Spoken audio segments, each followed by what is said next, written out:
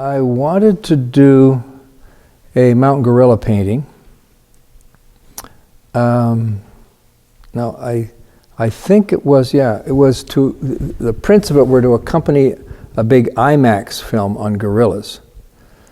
And I don't go and seek anything. By the way, in my life, I try to lie low. I don't try to get all these connections. But people just keep coming and coming up. Would you like to do a painting for Prince Bernhard? Well, yeah. Would you like to do a painting of the mountain gorilla for the big IMAX opening? Sure, I have never done a mountain gorilla, and I tried, yeah. So he's just a wonderful human being, Craig Shalley. He's head of the African Wildlife Foundation in Washington, D.C. And he asked me if I would do this for this opening, and I think they sold prints there, and maybe some of the money went toward preservation of the mountain gorilla. I'd never seen a mountain gorilla. In fact, I'd never seen a gorilla in the wild. And in fact, there are no mountain gorillas in any zoos. There are lowland gorillas, but no mountain gorillas. Now, I'd seen a really good pose of a lowland gorilla in Hamburg Zoo, I think it was. Anyway, some zoo in Germany in the 80s when I was there. And he was in that pose, that good sort of, he was striding and looking over his shoulder and kind of with eye contact. So I had to mountainize him.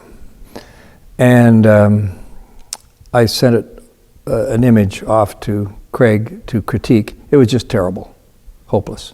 The ears were too big, got to make the ears smaller. The head wasn't nearly high enough, and the fur was way too short. And it took about 5 tries with him coaching me every inch of the way. And luckily it's an acrylic, I just kept painting over it. And finally he said, that's a good mountain gorilla.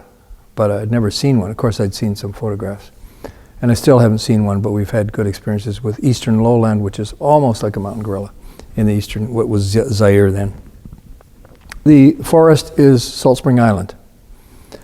And I did a lot, I care about the habitat. I did a lot of studying of photographs of the habitat where mountain gorilla live. And they have mossy colored branches and twigs. And I deliberately didn't want anything picturesque.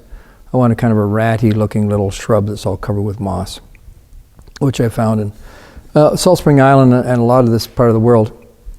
Northeast slopes are like Alaska climate, like southeast Alaska. Mossy, wet, cold. And southwest slopes are like California. They're Mediterranean. You can just go from one microclimate to another just by going over a hill on Salt Spring Island. So this is northeast slope near Reginald Hill. I made the vegetation down below. I made it up from photographs. So it isn't Salt Spring Island, it's what you'd find in gorilla country. And I put the epiphytes growing on the side of the mossy, bigger mossy trunk there. They're kind of a fern that's very ribbon-like, which grows up there and doesn't grow on Salt Spring. Salt Spring, you get licorice fern, I guess, growing up in trees. And this has kind of confrontational feel of something that's rushing by. It's not going to attack, but it's got a lot of gravitas.